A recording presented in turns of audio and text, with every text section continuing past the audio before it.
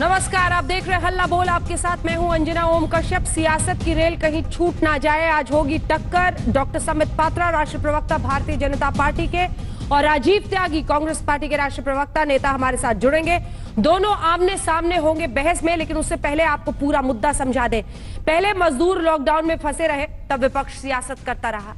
अब जब मजदूरों को उनके घरों तक पहुंचाया जा रहा है, विपक्ष सियासत का सिलसिला आगे ले जा रहा है। इस बार विवाद रेल के किराए को लेकर है। कांग्रेस का आरोप है कि किराया मजदूरों से वसूला जा रहा है, जबकि हकीकत यह है कि सिर्फ 15% किराया राज्य सरकारों को देना है। कुछ राज्य वही 15% मजदूरों से वसूल रही है और कुछ राज्य अपने खाते से दे रहे हैं।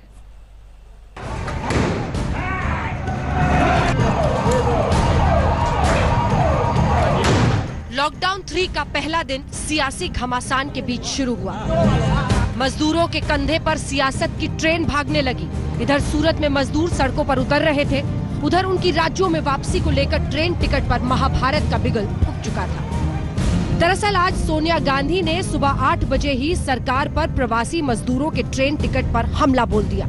ऐलान किया कि प्रदेश कांग्रेस कमेटी की हर इकाई हर प्रवासी मजदूर के घर लौटने की रेल यात्रा का टिकट खर्च वहन करेगी। कांग्रेस पार्टी ने निर्णय लिया कि हर प्रदेश में जरूरतमंद श्रमिक भाइयों और बहनों के घर लौटने की रेल यात्रा का खर्च उठाएंगे। देश के अलग अलग राज्यों में फंसे प्रवासी मजदूरों को उनके गृह राज्य वापस भेजने के लिए देश में श्रमिक स्पेशल ट्रेनें चलाई जा रही हैं, लेकिन इसके लिए उन्हें किराया चुकाना पड़ रहा है। कांग्रेस अध्यक्ष सोनिया गांधी ने सरकार पर निशाना साधते हुए कहा कि विदेश में फंसे भारतीयों को तो सरकार मुफ्त में वापस लेकर आई, लेकिन मजदूरों से किराया वसूला जा रहा है। यह देखकर और भी पीड़ा होती है कि संकट की इस घड़ी में भारत सरकार और रेल मंत्रालय घर वापस लौटने के लिए रेल यात्रा का किराया और स्पेशल चार्ज वसूल रहे हैं। इस पर स्वास्थ्य मंत्री डॉक्टर हर्षवर्धन ने मोर्चा संभाला और इसे महामारी के वक्त ओछी राजनीति करार दिया। दुख की बात है कि इस समय इस तरह की राजनीतिक बात की जा रही है। प्रधानमंत्री जी से ज्यादा गरीबों के कल्याण के लिए सोचने वाला अभी तक तो मुझे लगता नहीं कि कोई दुनिया में कोई मसीहा पैदा हुआ है। तो एक एक माइग्रेंट लेबरर को उसके घर तक पहुंचाने की उसकी भी चिंता जो है यही हमारी ही सरकार कर रही है। सरकार की दलील यह है कि रेलवे पूरे खर्चे का 85% पैसा दे रहा है, लेकिन 15% भार राज्यों पर छोड़ा गया था। ऐसे में जब देश के तमाम राज्य 15% खुद ही दे रहे हैं, तो कांग्रेस शासित 1-2 राज्य ही आखिर क्यों मजदूरों से पैसे वसूल रहे हैं? गवर्नमेंट ऑफ इंडिया हो या रेलवेज हो, किसी भी कोशिश में हमने कभी भी कोई भी वर्कर से चार्ज करने की बात नहीं की है। हमने 85% जो पूरी ट्रांसपोर्टेशन का कॉस्ट बियर किया जाता है, वह 85% जो है वो रेलवेज बियर करती हैं, 15% स्टेट को बियर करना है।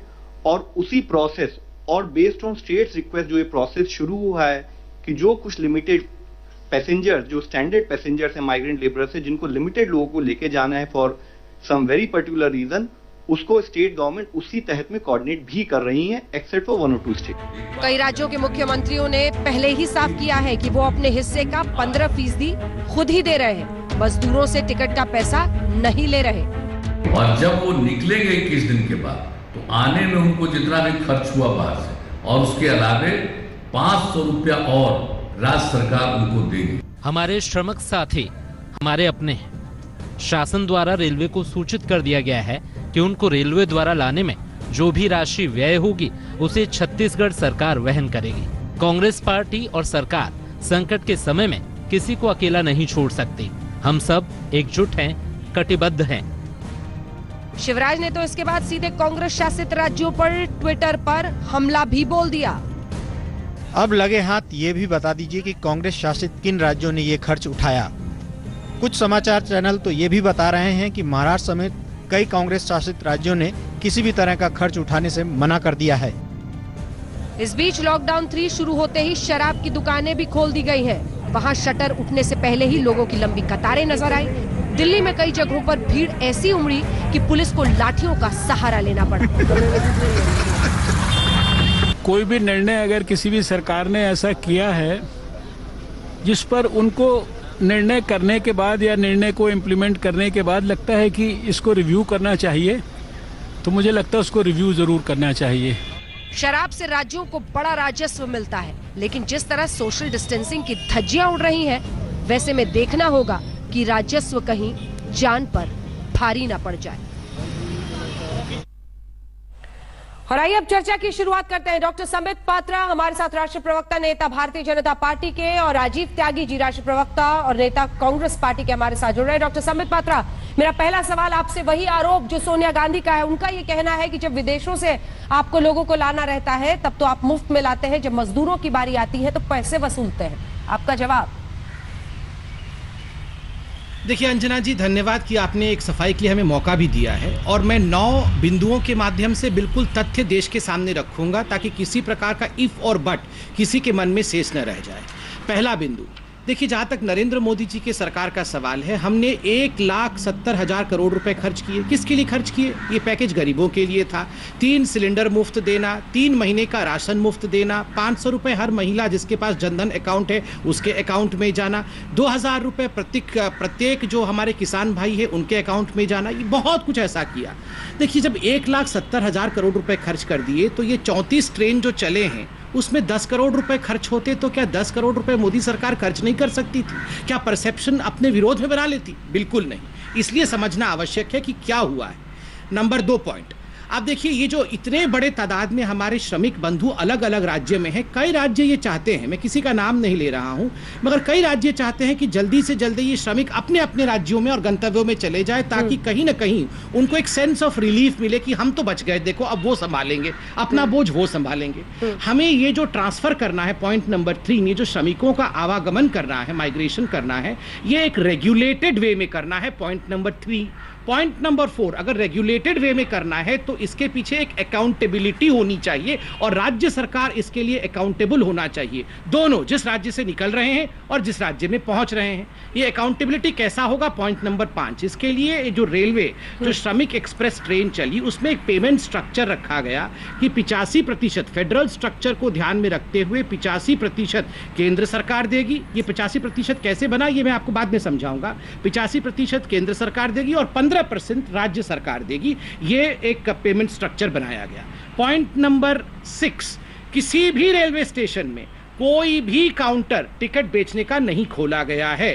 टिकट जो है प्रत्येक ट्रेन 1200 टिकट केंद्र सरकार रेलवे मंत्रालय राज्य सरकार को देती है। राज्य सरकार तय करती है कौन से वो श्रमिक है जिनको भेजना चाहिए प्रायोरिटी के बेसिस पे। अब राज्य सरकार के पास 3 ऑप्शन थे, वो पैसे कैसे भेजे, ये कलेक्शन कैसे करे।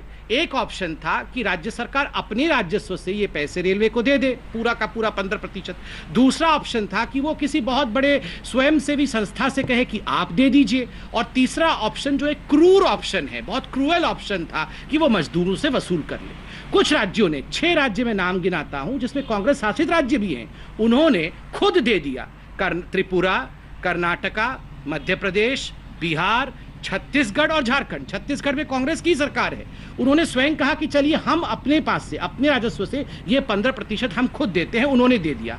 3 राज्य ऐसे हैं जिन्होंने मजदूरों से वसूल लिया, वो जो क्रूर तरीका था वो अपनाया। कौन से वो 3 राज्य है? राजस्थान जिसमें कांग्रेस की खुद की सरकार है, महाराष्ट्र जिसमें कांग्रेस की सहभागी सरकार है, और केरला जिसमें कांग्रेस एक तरह से प्रमोटर है।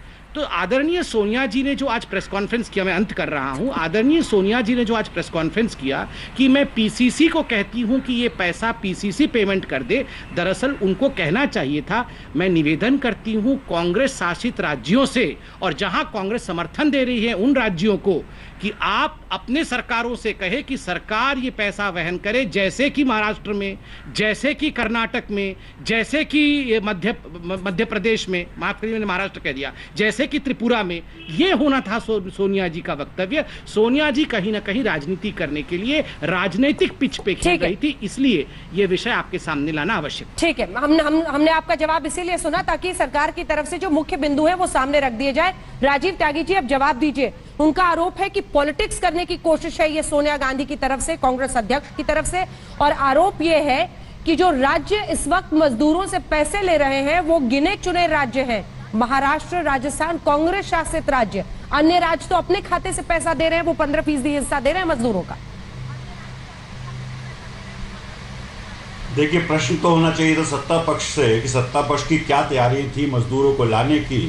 पूरे देश में करीब करीब 10 करोड़ मजदूर फंसे हुए हैं, उनको लाने के लिए करीब करीब एक करोड़ मजदूरों को लाने के लिए 10,000 गाड़ियां चलानी पड़ेंगी। 10 करोड़ को चलाने के लिए कितनी गाड़ियां चाहिएंगी, ये सरकार बता दे तो बहुत बेहतर बात है। सरकार के प्रवक्ता ने बहुत स्पष्ट रूप से कहा कि सरकार का ऐसा कोई मंशा नहीं था पैसा वसूल करने की या किसी भी काम के लिए। आज श्रीमती सोनिया गांधी जी ने सुबह 8:21 पर एक पत्र लिखा जिसमें बहुत स्पष्ट लिखा कि जब देश की सरकार 100 करोड़ रुपए गुजरात में खर्च कर सकती है खाने पे, ट्रांसपोर्टेशन पे और सब एक कार्यक्रम पर, इसके अलावा देश की सरकार 151 करोड़ रुपए पीएम केयर फंड में दे सकती है, तो रेलवे मंत्रालय जब पीएम केयर फंड में 115 करोड़ रुपए दे सकता है तो देश की सरकार के, जैसा मेरे मित्र ने कहा, देश के श्रमिकों के लिए 10 करोड़ रुपए नहीं दे सकता था।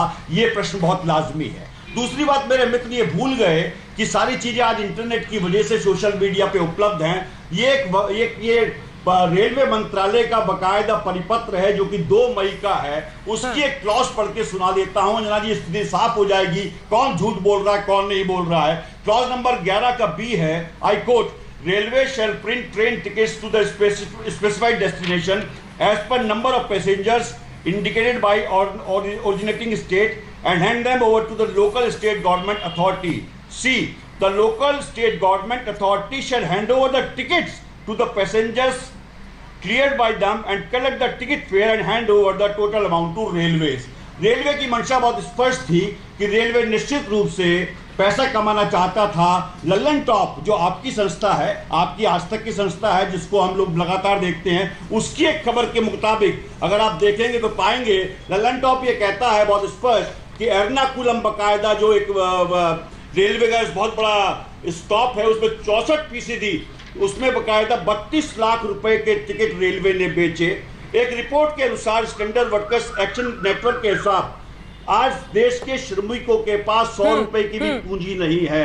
ऐसे समय पे ये सरकार अमानवीय कार्य करने का कार्य कर रही है और अमानवीय कार्य करके निश्चित रूप से देश के मजदूरों को ठगने का काम कर रही है। मैं पूछना चाहता हूं अपने मित्र से, क्या देश के श्रमिकों ने अपने खून पसीने ने देश को नहीं बनाया है? क्या भवन, बड़ी बड़ी अट्टालिकाएं, बड़े बड़े बांध, बड़े बड़े जितने भी हमारी क्या नाम उसका रेलवे की परियोजना है या जितने भी प्राइवेट सेक्टर में काम करने वाले मजदूर हैं या खेतिहर मजदूर हैं, उनका कोई राइट सरकार के खजाने पर नहीं बनता है? जब 68,000 करोड़ रुपए आप राइट ऑफ कर सकते हो देश के उद्योगपतियों का, तो मेरे मित्र क्या मजदूरों को नहीं पहुंचाया जा सकता था? हमने ये देखा है कि सैकड़ों किलोमीटर की यात्रा करके, हजारों किलोमीटर की यात्रा करके और जिनके पैरों में बीमारी पड़ गई मजदूरों की, उनको आप उसके बारे में क्या कहेंगे? वो जिसके हाथ में छाले, पैरों में बीमारी है, उसी की दम पे रौनक आपके बंगले पे आई है।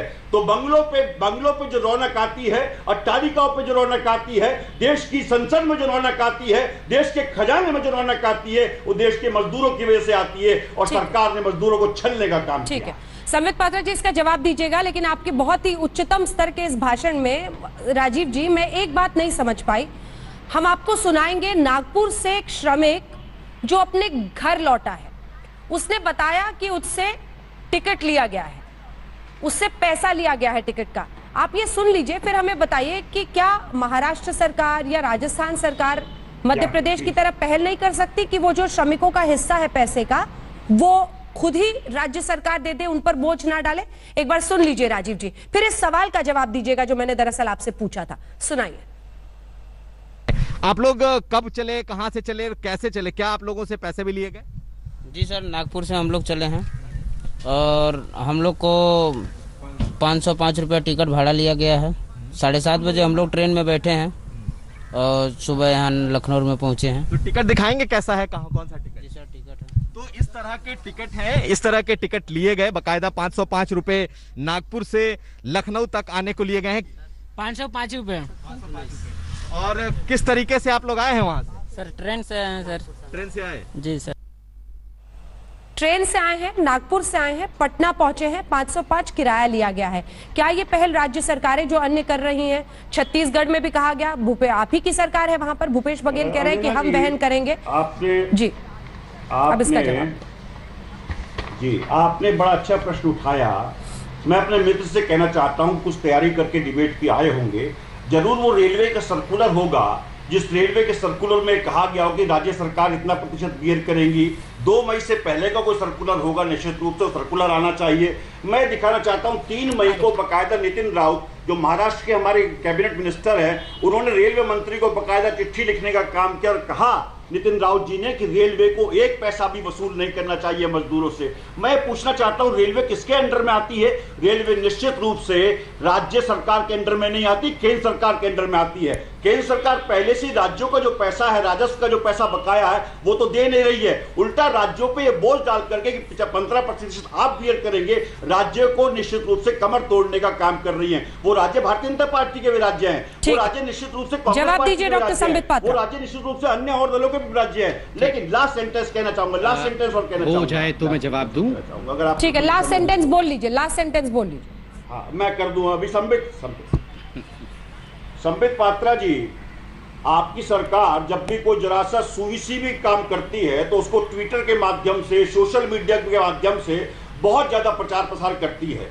मैंने सोशल मीडिया पे गया, ट्विटर के अकाउंट देखने का काम किया, प्रधानमंत्री मोदी जी से लेकर के, जेपी नड्डा जी से लेकर के, पीयूष गोयल जी से लेकर के आपके ट्विटर अकाउंट को भी खंगालने का काम किया, लेकिन किसी के ट्विटर अकाउंट पे मुझे अभी तक श्रमिकों को निःशुल्क यात्रा कराने का कहीं कोई ऐसा वक्तव्य नहीं मिला, ऐसा कोई आदेश नहीं मिला जिस आदेश को मैं कह सकता कि हाँ सरकार ने जारी किया।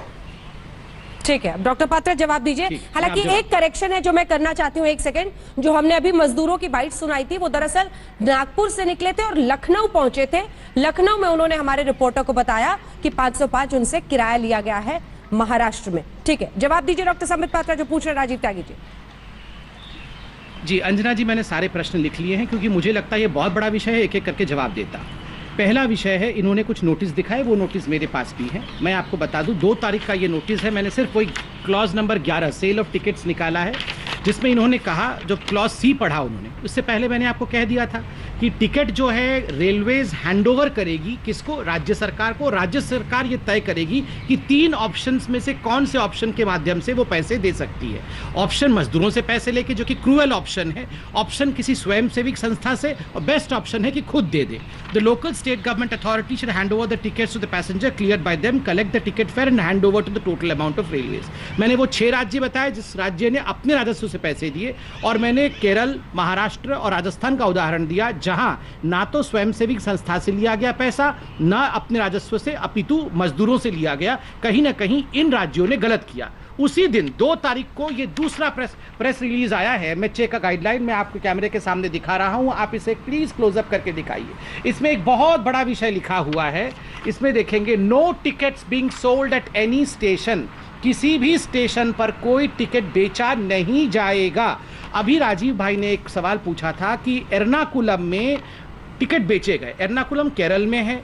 एर्नाकुलम में इन्होंने कहा कि रेलवे टिकट बेची। बिल्कुल नहीं, रेलवे टिकट बेची नहीं सकती है। कोई टिकट काउंटर रेलवे के किसी स्टेशन पे नहीं है। हाँ। नोडल ऑफिसर जो कि राज्य का ऑफिसर है, उसके पास टिकट जाता है। बेचा भी होगा तो वहां के नोडल ऑफिसर ने बेचा होगा, जो गलत काम है, नंबर 1। नंबर 2, इन्होंने कहा कि हमने कुछ बड़े लोगों के जो है राइट ऑफ कर दिए, तो ये गरीब मजदूरों को क्यों हम परेशान कर रहे हैं। मैं बता दूं, राइट ऑफ और वेव ऑफ में मैं कहूंगा आदरणीय राहुल गांधी जी जरा पी चिदम्बरम जी से कोचिंग लें। राइट ऑफ और वेव ऑफ में फर्क क्या होता है? राइट ऑफ मतलब कॉलम चेंज होता है, किसी का कर्ज माफ करना नहीं होता है। तीसरी बात इन्होंने कहा, ये बड़ी बात इन्होंने कही कि नरेंद्र मोदी जी, अमित शाह जी ने, नड्डा जी ने निःशुल्क हम एडवर्टाइजमेंट क्यों नहीं किया बीजेपी ने। देखिए अंजना जी, बहुत जिम्मेदारी के साथ एक बात मैं यहाँ कहना चाहता हूँ। हम में से किसी भी व्यक्ति को, ना मुझे, ना मेरे भाई राजीव जी को, ना आज तक चैनल को, ना प्रधानमंत्री जी, हम सबकी मनसा होनी चाहिए कि हम माइग्रेंट इमिग्रेशन को बढ़ावा ना दें, प्रोत्साहन ना दें।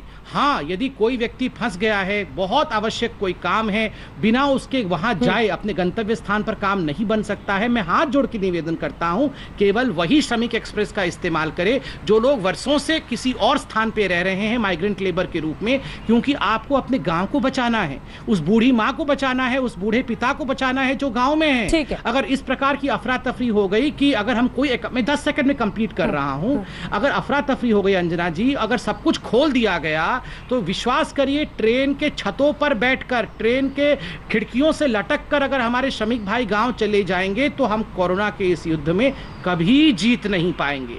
जीतना है तो राजनीति बंद करनी है और सच्चाई को सामने रखना है। ठीक है राजीव जी, देखिए मानवता के सामने ये बहुत बड़ा संकट है। किसी भी पहले से बिठाए हुए विचार की वजह से मेरे सवाल को मत सुनिएगा, खुले दिमाग से एक बार सुनिए।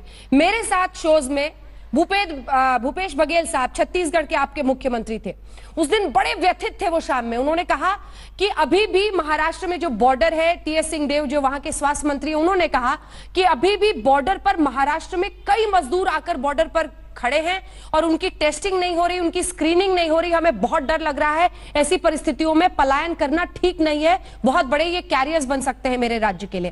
कैप्टन अमरिंदर सिंह मेरे साथ शो पर थे, उन्होंने बताया कि कैसे नांदेड़ से बहुत सारे श्रद्धालु जो आए उनकी 3 बार टेस्टिंग की बात की महाराष्ट्र सरकार ने चिट्ठी में, लिखित में, लेकिन टेस्टिंग नहीं हुई थी, पूरी बीमारी वहां चली गई, संक्रमण वहां पर पहुंच गया बहुत ज्यादा, जो 45% संक्रमण के लिए इस वक्त पंजाब में जिम्मेदार है। कैप्टन अमरिंदर भी बार बार कह रहे थे कि जो मजदूर रह सकते हैं, काम पर वापस जा सकते हैं, उनसे मैं निवेदन करता हूं आप रुकिए, जो नहीं बहुत ज्यादा व्यथित है वही जाए। ये ऐसी स्थिति पे कम से कम आपको ये पॉलिटिक्स के ऊपर की व्यथा है, ये पॉलिटिक्स के ऊपर की व्यथा है, वरना कैप्टन अमरिंदर महाराष्ट्र सरकार पर हमला नहीं करते, वरना भूपेश बघेल महाराष्ट्र सरकार पर हमला नहीं करते। ये पॉलिटिक्स के ऊपर की बात है। क्या यहां पर जरा सा ये समझने की जरूरत है कि पलायन को जिस हद तक रोका जाए सबके लिए अच्छा होगा, क्योंकि कोई भी कैरियर बनकर किसी राज्य में पहुंच जाए तो पूरे गांव को, पूरे इलाके को संक्रमित कर सकता है। राजीव जी।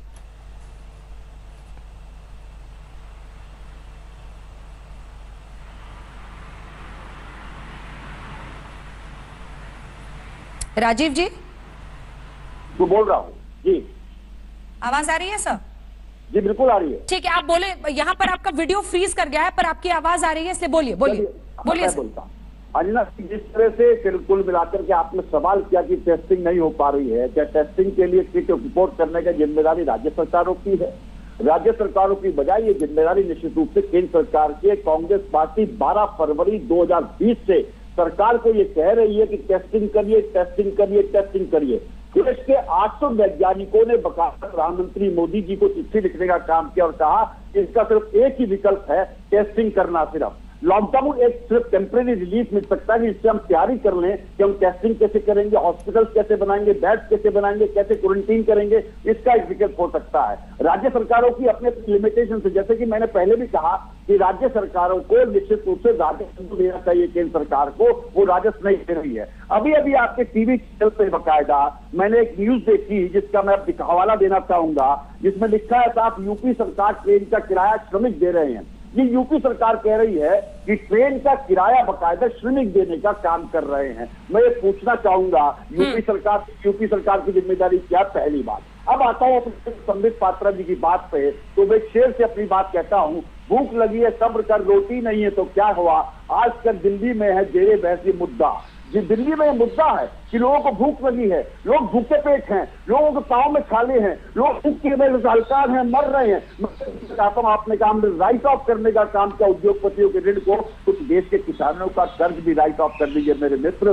देश की 4 करोड़ एमएसएमई सेक्टर की जितनी कंपनियां हैं उनके कर्ज को भी राइट ऑफ कर दीजिए मेरे मित्र। देश के मिडिल क्लास जिसने बकायदा गाड़ी के लिए, घरों के लिए लोन ले रखा है, उसके भी लोन को राइट ऑफ करने का काम करिए मेरे मित्र। जिस तरह से आपकी सरकार है, आदेश पारित करती है लेकिन किसी भी आदेश को कार्यान्वित नहीं करती है। आज भी मिडिल क्लास को अपनी सारी जितनी भी सैलरी की कटौती के साथ साथ जिस तरह से किस्से देनी पड़ रही है, बैंकों से कोई रिलीफ नहीं, उसके बारे में आप क्या कहेंगे? मैं कहना चाहता हूं अंजना जी, बहुत स्पष्ट कहना चाहता हूं, मेरे मित्र की सरकार ने, भारतीय जनता पार्टी की सरकार ने, नरेंद्र मोदी जी की सरकार ने जो कहते हैं मैं गरीब हूं, गरीब के पेट पे लात मारने का काम किया है। आपने सबसे पहले सरकारी कर्मचारियों के, सरकारी अधिकारियों के निश्चित रूप से राजीव जी, जो है ना, राजीव जी ठीक है, केंद्र सरकार पर सवाल करना और ये आरोप लगाना आपका अधिकार है। एक सेकंड संबित जी, मुझे अभी तक अपने सवाल का जवाब नहीं मिल रहा है, मैं बार बार आपसे पूछ रही हूं। मेरा सवाल आपसे सिर्फ इतना है कि जो बात आज सोनिया गांधी आकर कह रही हैं कि जो कांग्रेस की इकाइयां हैं अलग अलग राज्यों में वो खर्चा देंगी, ये दरियादिली राज्य सरकारों ने अपने खजाने से ये पैसे देकर क्यों नहीं दिखाई? राज्य सरकारों ने आखिर अपने खजाने से, राज्य सरकारों ने, आप ही की सरकारें थी ना, तो ये पॉलिटिकल स्टंट नहीं बनना चाहिए ना। सवाल का जवाब जो है मैं 3 बार दे चुका हूं, तो मैं समझा नहीं पा रहा हूं। आप बता रहे हैं कि रेलवे सेंट्रल केंद्र सरकार के अंडर है, उससे फर्क नहीं पड़ता है सर, 15% का है, 15%। जो रेलवे 115 करोड़ रुपए पीएम केयर फंड में दे सकती है, वो देश के श्रमिकों का 10 करोड़ रुपए, जैसा कि मेरे मित्र ने बताया, उसको बियर नहीं कर सकती है। क्या उसको बियर नहीं करना चाहिए? पहली बात। दूसरी बात बहुत स्पष्ट कहना चाहूंगा, राज्य सरकारों का राजस्व यदि केंद्र सरकार टाइम पे दे दे, 9,000 करोड़ से लेकर के 30,000 करोड़ तक के राज्यों के बकाया है, बकायदा जो सरकार दे नहीं रही है, उसके बारे में मेरे मित्र क्या कहेंगे? तीसरी बात बहुत स्पष्ट मैं कहना चाहता हूँ, किसकी जो इम्पोर्ट है, चाइना से गलत किट इम्पोर्ट किए गए, अगर अभी तक जितने किट इम्पोर्ट किए गए हैं उसके हिसाब से देखा जाए तो एक राज्य को करीब 15,000 किट मिली है। क्या इन 15,000 किट से पूरे देश को आप संक्रमण विहीन कर देंगे? पूरे देश के लोगों पर टेस्ट कर लेंगे? सरकार निश्चित रूप से तुगलकी फरमान देती है और पर उस देश की बहुत दूसरे को उपदेश देती है, अपने ऊपर लागू नहीं करती है। डॉक्टर पात्रा, ठीक, देखिए अंजना जी, एक बात तो आज सेटल हो गया कि मूल मुद्दा केवल रेलवे के किराए का नहीं था, क्योंकि जैसे ही मैंने बड़े ही साइंटिफिक तरीके से पूरा विषय रखा, तो अब रेलवे के किराए से हटके testing kit, bank, right of और टैक्सेशन स्ट्रक्चर, सबके ऊपर कांग्रेस पार्टी कहने लगी है। देखिए अंजना जी, इन्होंने कहा लोगों के पांव के छाले सरकार नहीं देख पा रही है, लोगों की तकलीफ नहीं देख पा रही है। मैं कहता हूं, आप जरा आंख उठा के देखिए, 70,000 से अधिक लोग विश्व के सबसे ताकतवर देश अमेरिका में मर गए हैं। आंख उठा के देखिए आदरणीय सोनिया जी, आपके मायके की हालत क्या है? इटली में 30,000 लोग मर चुके हैं, ये तो ऑफिशियल फिगर है, अनऑफिशियली कहते हैं इसका डबल है। आंख उठा के देखिए लंदन में आज क्या हो रहा है, स्पेन में आज क्या हो रहा है, और आप कहते हैं हिंदुस्तान की सरकार बेदर्द सरकार है, लोगों की तकलीफ नहीं देख पा रही है। मैं तो कोटि कोटि धन्यवाद करता हूं प्रधानमंत्री नरेंद्र मोदी जी का और उनके नेतृत्व का। आज हम सब जीवित हैं, अच्छे से हैं, डिबेट कर रहे हैं, थोड़ा बहुत लड़ाई झगड़ा भी टीवी पे कर ले रहे हैं, क्योंकि हम लोग संक्रमित नहीं हैं। खुदा न खास्ता आज अगर संक्रमित होते तो कौन मैं और कौन राजीव त्यागी, हम यहाँ टीवी पे डिबेट भी करने लायक नहीं होते। ये सब सरकार की दूरदर्शिता, नेतृत्व क्षमता, सरकार की शीलता के कारण है, अन्यथा ये संभव नहीं होता। इसलिए मेरे भाई राजीव जी, इस बहस को छोटा मत करिए। दूसरी बात, आप बार बार राइट ऑफ कर रहे हैं। किसी भी उद्योगपति के एक भी कौड़ी को राइट ऑफ नहीं। राइट ऑफ का मतलब क्या होता है? कोई कर्ज माफ करना नहीं होता है। वेव ऑफ का मतलब कर्ज माफ होता है, राइट ऑफ का मतलब होता है इस कॉलम से हटा के उस कॉलम में करना, उसका पैसा वसूल करना। बहरहाल इसमें जाके कोई फायदा नहीं है। टेस्टिंग के विषय में आपने कहा, टेस्टिंग के लिए सभी राज्य सरकारों से पूछिए, पर्याप्त मात्रा में टेस्टिंग किट अवेलेबल है। आज के डेट में 75,000 प्रतिदिन टेस्टिंग हो रही है। इस महीने के 2-4 दिन के अंदर आप देखिएगा 1 लाख प्रतिदिन टेस्टिंग होगी।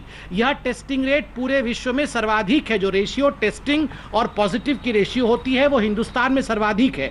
देखिए, अगर हम टेस्टिंग नहीं करते, कोरोना छुपाते, तो जो कमेंसुरेट डेथ रेट होता है उसी प्रकार की होती। डेड बॉडी सड़कों पे पड़ी होती और लोग बोलते देखो कहां से ये डेड बॉडीज आ गई। तो इस प्रकार की अवैज्ञानिक बातें ना करिए कि हम छुपा रहे हैं कोरोना को अपने देश में और टेस्टिंग नहीं कर रहे हैं। देखिए मेरे प्रश्न का जवाब नहीं दिया, निश्चित रूप से बातों को घुमाने की कोशिश की। अब मैं परत दर परत इनके जो छूट है उनको उजागर करने का काम करता हूँ।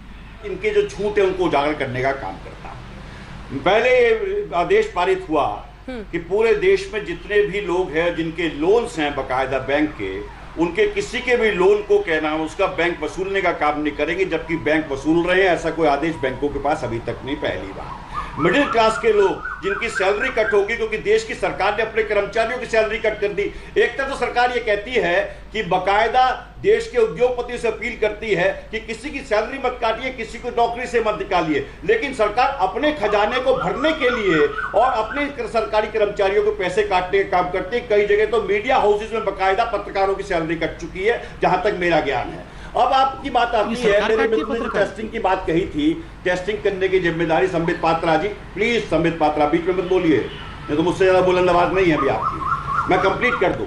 ये मैंने जो कोट किया है संबित पात्रा जी, जो आपने एर्नाकुलम की बात कही थी, ये लल्लन टॉप है आज तक का, ये जो बहुत स्पष्ट कह रहा है कि 32 लाख रुपए आपने टिकट के वसूलने का काम किया। इसी की एक रिपोर्ट के अनुसार निश्चित रूप से 100 रुपए से ज्यादा की पूंजी बकायदा देश के श्रमिकों के पास नहीं है। उसके बारे में आप क्या कहेंगे? आपकी सरकार के बहुत सारे मंत्री हैं जो ट्वीट करते हैं, ये जगत प्रकाश नड्डा जी का ट्वीट है, जगत प्रकाश नड्डा जी का ट्वीट है, वो स्पष्ट कहता है कि हम लोगों को वापस तो लाएंगे, लेकिन किराए के बारे में कहीं वो स्पष्ट नहीं करते, जबकि आपकी जो पार्टी है वो तो ट्विटर से लेकर के सोशल मीडिया पे बड़ी हावी रहती है। मैं ट्वीट दर ट्वीट अब आपकी बातें उजागर करने का काम करता हूं। ये बहुत स्पष्ट कहना चाहता हूं, कांग्रेस पार्टी ने आज सुबह 8:05 पे सोनिया गांधी जी के लेटर को ट्वीट किया। उसके बाद अशोक गहलोत जी ने 8:21 पे उसको ट्वीट किया और रेस्पॉन्ड किया कि सारा किराया हम बियर करेंगे 15%। छत्तीसगढ़ के सीएम ने बकायदा आदेश पारित करने का काम किया। इसके बाद महाराष्ट्र में बकायदा हमारे थोराट साहब ने 8:29 पे बाला साहब थोराट ने ट्वीट करने का काम किया। महाराष्ट्र कांग्रेस ने 11:40 पे किया। जेपी नड्डा साहब ने 5:51 पे 3 तारीख को ट्वीट करने का काम किया। प्रधानमंत्री का कोई ट्वीट नहीं है, रेल मिनिस्टर का कोई ट्वीट नहीं है, संबित पात्रा जी रोज हिंदू मुस्लिम करते हैं, इनका कोई ट्वीट नहीं है। शिवराज सिंह चौहान का एक ट्वीट है जिसके बारे में बहुत स्पष्ट कहना चाहता हूं, वो भी किराए के बारे में नहीं कह रहे हैं। जब सोनिया जी ने डिक्लेयर कर दिया, जब कांग्रेस पार्टी ने डिक्लेयर कर दिया कि हम एक एक श्रमिक को अपने खर्चे पे लेकर आएंगे, तब शिवराज सिंह की नींद जागी, मामा की नींद जागी और उन्होंने कहा कि मैं कोशिश करूंगा अपने भांजे भांजियों को लाने की। लेकिन मामा जो आपने छलने का काम किया है पूरे देश को और पूरे मध्य प्रदेश को, उसका बदला भी लेने का काम जनता करेगी। ये सरकार से मैं पूछना चाहता हूं, सब्सिडी की बात की थी, अमेरिका की सब्सिडी की बात की, मौतों की बात की। अमेरिका की मौतों की बात तो की संबित पात्रा ने, क्योंकि नेगेटिव आदमी है, लेकिन अमेरिका की सब्सिडी की बात नहीं की कि जीडीपी का कितना प्रतिशत अमेरिका अपने देश के नागरिकों को सब्सिडी देने का काम कर रहा है। देश के अन्य और विश्व के अन्य देशों को उदाहरण देने का काम क्या मैं जवाब देता हूं। लेकिन मेरे मित्र ये भूल गए कि सोनिया गांधी जी ने लेटर लिखा था कि 7,500 रुपए प्रत्येक श्रमिक को दिए जाएं। सोनिया गांधी जी ने लेटर लिखा था कि 12 करोड़ श्रमिकों को निकाला न जाए। सोनिया गांधी जी ने चिट्ठी लिखी थी कि जो 20,000 करोड़ रुपए आप नई इमारत बनाना चाहते हो, दिल्ली में संसद बनाना चाहते हो, उस प्रोजेक्ट को कैंसिल करिए, लेकिन उसको नहीं मानेंगे। मोदी जी निश्चित रूप से उसी तरह से हैं, if you don't have bread अब ये लास्ट सेंटेंस हो गया हो अंजना जी, तो मैं बोलूं अपना फर्स्ट सेंटेंस। रोटी नहीं है तो फूल खाइए, ये सब करने का काम राजीव जी, ये जो आप फूल खाने का काम कर रहे हैं, ये आपको बीते दिन जो अस्पतालों पर फूल बरसाए गए हैं उससे तकलीफ हो रही है? एक एक झूठ को मैं बहुत पीड़ित हूँ, बहुत पीड़ा हमें। पीड़ा तो ठीक है सर, आप कैमरे के बहुत पास आ जा रहे हैं, मेरे पीसीआर से बार-बार कह रहा है, बोले कि शांत चित होकर पीछे बैठ जाए। परेशान है, उनके पाँव में छाले पड़े हैं, राजीव परेशान हूँ। राजीव जी थोड़ा सा आप लेंस में ज्यादा पास आ जा रहे हैं, पीसीआर से बार-बार कह रहे हैं उनको, बोलिए आराम से बैठ जाओ सर, चेहरा बहुत पास आ जा रहा है। लेकिन कोरोना वॉरियर्स के सम्मान से आपको तकलीफ है क्या, जो बीते दिन फूल बरसाए गए अस्पतालों पर? अब मैं पहले बोल लूं, फिर इनका लास्ट सेंटेंस हो जाएगा, फिर मेरा फर्स्ट सेंटेंस भी नहीं हो पाता। प्रधानमंत्री महोदय ने, मैं जवाब देता हूं संबित पात्रा, 10 सेकंड और लूंगा आपके झूठ के टाइम में से सिर्फ 10 सेकंड। बोलिए गाली बरसाइए। संबित पात्रा जी, मैंने खुद बाहर निकल के, अपने घर के बाहर निकल के थाली बजाने का काम किया, मैंने खुद निकल करके दीपक जलाने का काम किया, मैं खुद दीपक जलाता हूं, बकायदा रोज जलाता हूं, उस दिन भी जलाने का काम किया, 9 दीपक जलाने का काम किया। लेकिन मैं पूछना चाहता हूं, मेरे चिकित्सा कर्मियों को क्या पीपीई किट मिल गई? मेरे चिकित्सा कर्मियों को क्या मास्क मिल गए? मेरे चिकित्सा कर्मियों को क्या बेसिक फैसिलिटीज मिल गई? मेरे चिकित्सा कर्मी संक्रमण से क्यों पीड़ित होते चले जा रहे हैं, उसके बारे में सरकार क्या कहेगी? फूल बरसाइए, सब कुछ करिए, लेकिन चिकित्सा कर्मियों का आप ये काट रहे हैं। वापस मुद्दे पर आते हैं। डॉक्टर पात्रा, जब आपकी सरकार ने ठीक है मिस्टर त्यागी, जब आपकी सरकार ने राज्य सरकारों पर उस 15% की हिस्सेदारी छोड़ी, तो अगर आपके सामने रोड मैप क्लियर था कि आप मजदूरों से पैसा नहीं लेना चाहते थे, तो आप साफ स्पष्ट कर देते इसको। ये जो आपने स्कोप छोड़ा 15% का राज्यों के लिए, वो पैसे लेने लगे मजदूरों से। अब इस पर दोष तो नहीं डाला जा सकता उन पर, क्योंकि उनके भी राजस्व पर असर पड़ा है, हर राज्य के राजस्व पर बुरा असर है इस वक्त। देखिए अंजना जी, कोई भी व्यक्ति, कोई भी सरकार ऐसा सोच भी नहीं सकता है कि राज्य सरकारों में इतनी विवेक नहीं होगी। अब मुझे क्या पता था, इन्होंने कहा कि राजस्थान की सरकार और बाकी महाराष्ट्र के भी मिनिस्टर ये सारे इंतजार कर रहे थे कि सुबह होगा, सोनिया गांधी ट्वीट करेगी, उसके बाद हम पैसा छोड़ेंगे। तो ये तो अभी खुद कांग्रेस के प्रवक्ता ने एक्सेप्ट कर लिया कि कि सोनिया गांधी ने ट्वीट किया, ट्वीट करते ही हमारे राजस्थान के मुख्यमंत्री ने ट्वीट किया, आहा अब मैं भी पैसा नहीं लूंगा। और उसके बाद फिर उनके कोई मंत्री हैं महाराष्ट्र में, उन्होंने कहा अच्छा अब मैं भी पैसा नहीं लूंगा। क्यों? ये सोनिया जी को ट्वीट करके बताना पड़ता है कि मानवीय होना चाहिए। ये मानवीयता है कांग्रेस के नेताओं की? अरे मानवीयता तो खुद ही खुद होना चाहिए, नंबर एक। नंबर दो, सोनिया जी ने ये चिट्ठी लिखा, सोनिया जी ने वो चिट्ठी लिखी, सोनिया जी ने वैसा कर दिया, सोनिया जी ने ऐसा कर दिया। ये तो ऐसे बोल रहे हैं जैसे सोनिया जी सारा कंट्रोल रूम चलाए हुए है। ये सारा जो बढ़िया खेल इंडिया में हो गया है, इंडिया अभी कोरोना से जीतने जा रहा है, ये तो सब सोनिया जी कर रही है। ये तो सोनिया जी के कारण हो गया है। अभी इस पूरे डिबेट के बाद मैं आरती करूंगा, अभी पूरा का पूरा कांग्रेस पार्टी की आरती उतारूंगा। इतना बढ़िया जो इन्होंने किया है।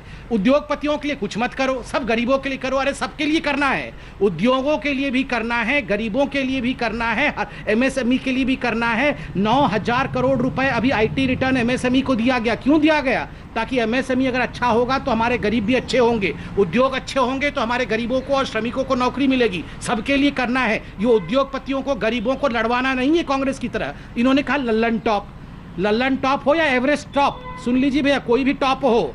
एर्नाकुलम केरला में है, अगर लल्लन टॉप ने लिखा है कि एर्नाकुलम में रेलवेज ने पैसा लिया है तो ये लल्लन टॉप ने भी गलत लिखा है। रेलवे पैसा नहीं ले सकती है, नोडल ऑफिसर पैसा कलेक्ट कर सकता है। लल्लन टॉप को बोल के न्यूज ठीक करवा लीजिए। ये लल्लन टॉप हो या एवरेस्ट टॉप, झूठ होता है। इन्होंने कहा कि पीपीई किट नहीं मिला, लोगों को मास्क नहीं मिला, बिल्कुल मिला है। तो मैं कंप्लीट कर लूं, मैं आपके बीच में नहीं बोलता हूं। पीपीई किट प्रत्येक हमारे कोरोना वॉरियर्स को पीपीई किट मिला है। 24 लाख से अधिक पीपीई किट, 55 लाख से अधिक N95 मास्क, 50,000 के करीब वेंटिलेटर, 800 से अधिक कोविड डेडिकेटेड हॉस्पिटल, लगभग 2 लाख के आसपास कोविड डेडिकेटेड बेड्स, ये सारे हमारी सरकार ने मुहैया कराया है। किसी प्रकार से हमारे कोरोना वॉरियर पीछे न रह जाए, इसके लिए राज्य सरकार और केंद्र सरकार, दोनों सरकारें, मैं किसी राज्य सरकार के ऊपर उंगली नहीं उठा रहा हूं, दोनों सरकारें मिलकर के काम कर रही है। ये जो लड़ाई झगड़े, अंजना जी बुरा मत मानिएगा, मैं अगर ये पीड़ित है तो मैं भी पीड़ित हूं। मैं भी बता दूं, आदरणीय सोनिया जी कभी कभी इटली का न्यूज़पेपर पढ़ लिया करिए और प्लीज इटली की न्यूज़ देखें, क्या हालत है इटली में। मायके का गुस्सा ससुराल में ना निकाले, मैं बहुत आदर के साथ आपको कहता हूं। बहुत अच्छी परिस्थिति है ससुराल में, हम लोग सब सुरक्षित हैं, हमारा नेतृत्व ठीक है। कृपया करके सुबह शाम इसमें राजनीति ना करें। आप बड़ी हैं, मैं बहुत आदर पूर्वक आपसे कह रहा हूँ। राजीव जी,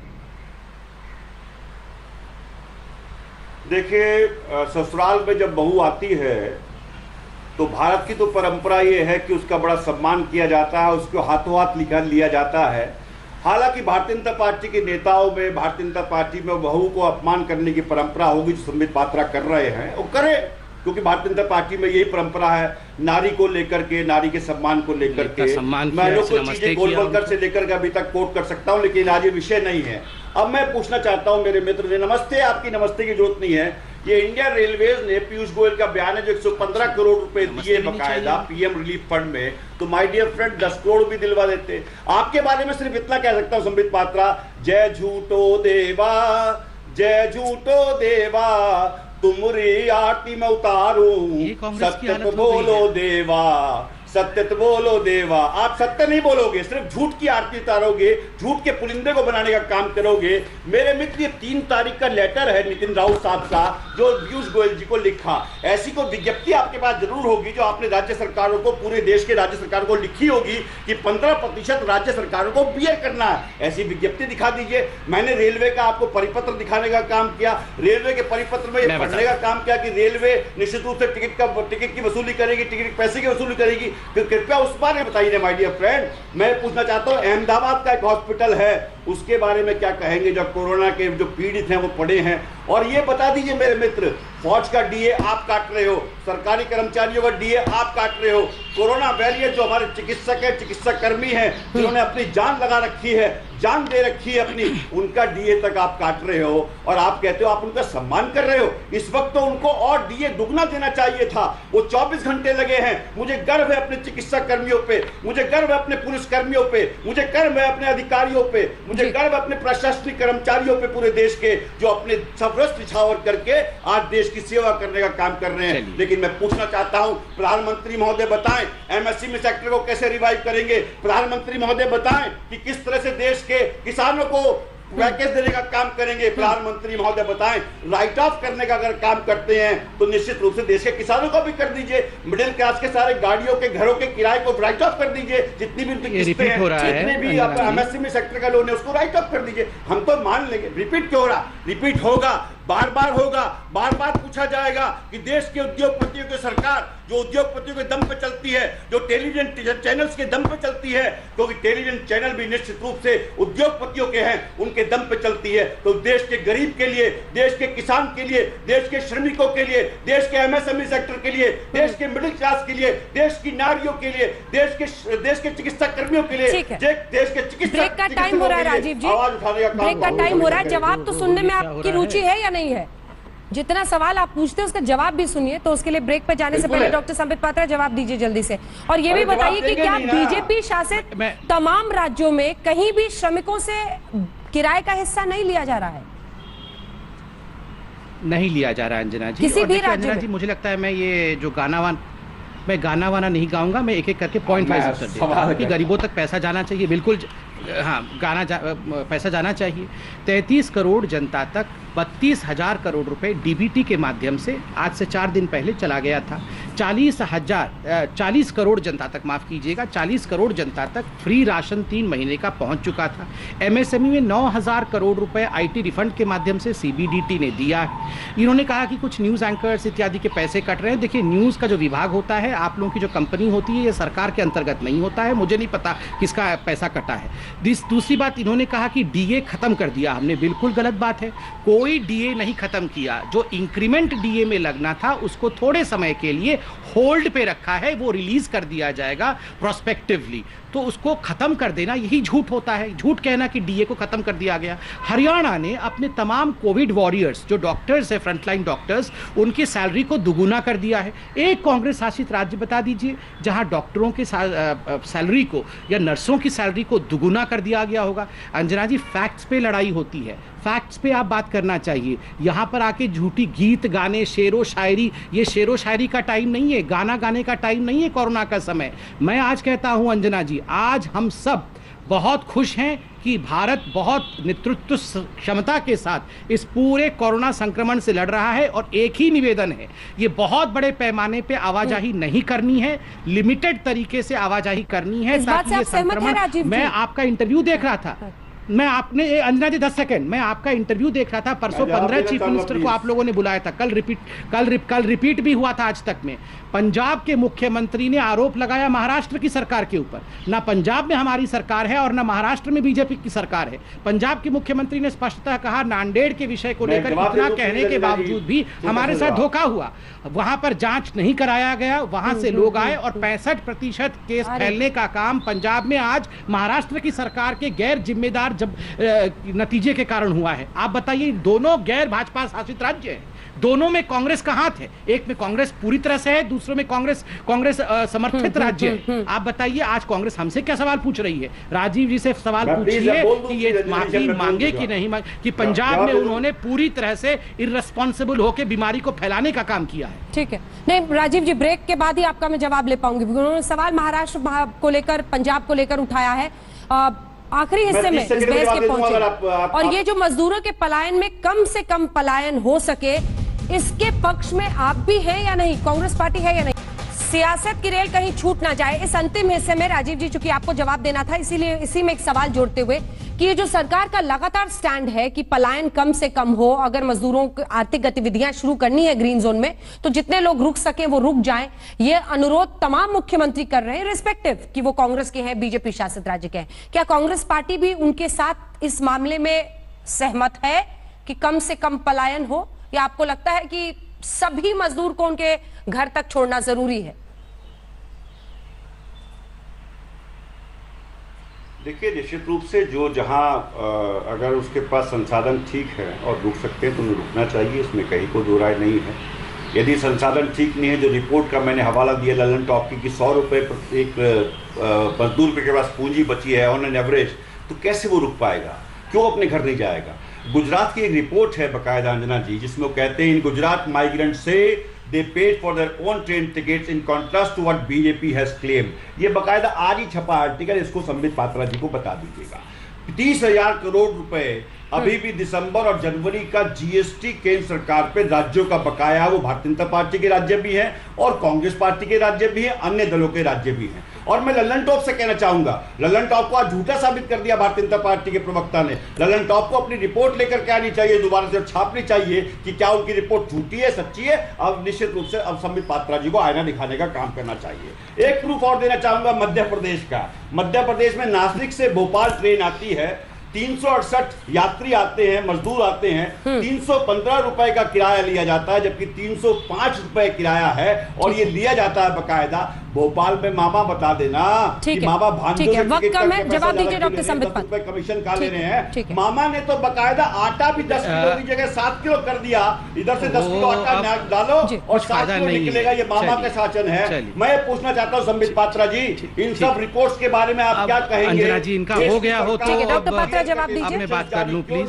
जी राजीव जी, मैं चिल्लाना नहीं चाहता, इनकी आवाज को कम कर दे तो जरा मैं आराम से बात कर लूं। चलिए स्वाभाविक है इनका गुस्सा बहुत मामा जी के ऊपर होगा ही। अभी कमलनाथ जी की सरकार गिरी है तो इनका गुस्सा मामा जी के ऊपर है, ये मैं समझ सकता हूँ। मगर मुझे लगता है अभी संबित पात्रा जी आपको अंजना जी प्लीज जरा इनको रिक्वेस्ट करिए, ये क्या व्यवहार है? वक्त कम है, वक्त कम है। क्या व्यवहार है अंजना जी? डॉक्टर पात्रा जवाब दे प्लीज मिस्टर त्यागी। देखिए अंजना जी हम लोग ऑपोजिशन पार्टी शासन में अभी हैं, मैं सिर्फ शासन में है। एक बहुत रिस्पॉन्सिबल बयान में अंत में देना चाहूँगा कि हम समझ सकते हैं कि ये बहुत डिफ़िकल्ट टाइम्स है। जो हमारे श्रमिक बंधु हैं उनको भी बहुत मेहनत और परिश्रम लग रहा होगा। कई लोग अपने घर जाना चाहते होंगे, अपने माँ बाप को देखना भी चाहते होंगे, मगर समझिए आपके भलाई के लिए ही प्रधानमंत्री नरेंद्र मोदी और ये सरकार ये चाहती है कि हम बहुत बड़े तादाद में आवागमन ना करें।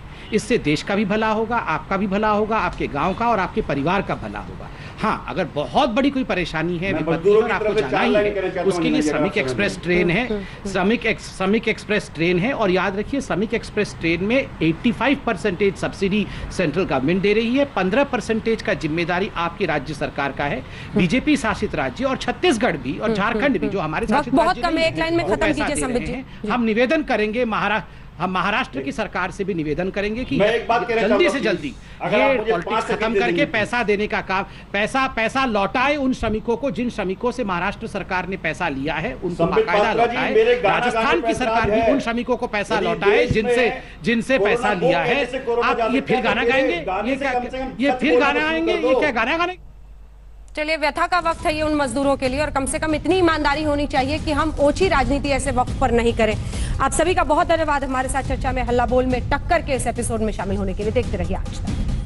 नमस्कार, मैं हूं अंजना ओम कश्यप। हमें उम्मीद है ये वीडियो आपको पसंद आया होगा। लेटेस्ट खबरों के लिए यूं ही देखते रहिए आज तक, और इस वीडियो के पसंद आने पर लाइक, शेयर एंड सब्सक्राइब करना ना भूलें।